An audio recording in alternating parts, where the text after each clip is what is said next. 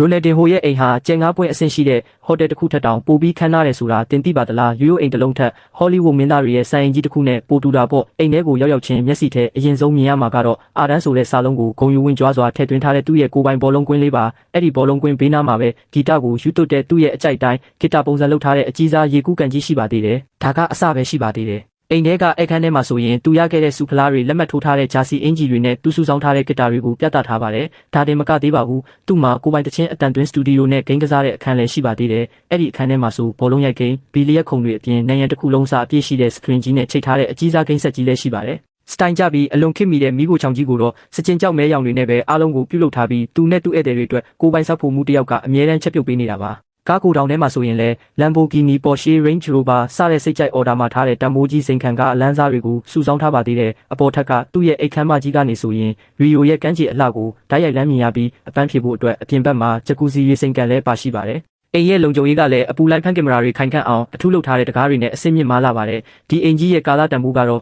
ယူရို12 တန်းကျော်တန်ကြေးရှိပါတယ်။